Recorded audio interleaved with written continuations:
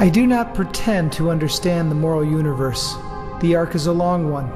My eye reaches but little ways. I cannot calculate the curve and complete the figure by the experience of sight. I can divine it by conscience.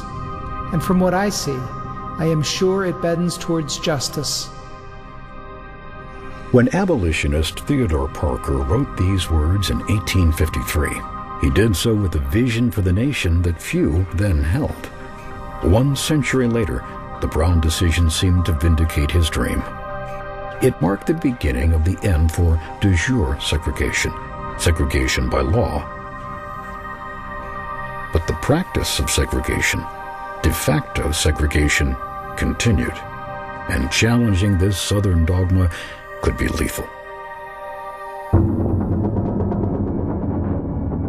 In 1955, a 14-year-old Chicago boy named Emmett Till traveled to visit relatives in Money, Mississippi.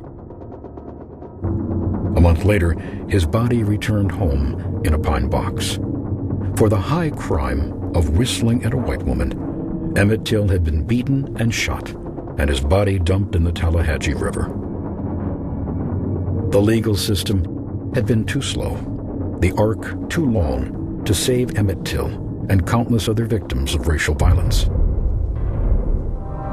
But in the mid-1950s, a new generation of activists mounted a campaign of direct political action and nonviolent protest to exorcise Jim Crow and its violent legacy once and for all. Their fight for freedom and equality became known as the modern civil rights movement. On December 1st, 1955, a department store seamstress boarded a city bus in Montgomery, Alabama. Her name was Rosa Parks. She was a Negro. When the bus driver ordered Ms. Parks to surrender her seat to a white man, she refused and was arrested. The popular legend of the tired seamstress reveals only part of the story. Rosa Parks was a seamstress, and she was tired. Just tired of giving in, she would write years later. She was also an active member of the NAACP. By the time Rosa Parks was arrested, community leaders had a plan in place to boycott Montgomery's segregated bus system. They were just waiting for the right person to be arrested. Someone who would anger the Negro community into action. Someone of unimpeachable character. Someone like Rosa Parks. Within days, the Montgomery Improvement Association was formed to guide the Montgomery Bus Boycott. It was the first large-scale and enduring protest for Negro rights. For leadership, the protesters chose a young Baptist minister, the Reverend Dr. Martin Luther King, Jr. Signs were posted around town. Don't ride the bus today. Don't ride it for freedom. The boycotters organized carpools. They rode in taxicabs. They walked. Through heat and cold, rain and snow, they refused to ride the bus. The city of Montgomery lost as many as 35,000 fares each day during the boycott. But even as weeks turned to months, they refused to meet with demands for more courteous service, equal seating privileges, and the hiring of Negro bus drivers.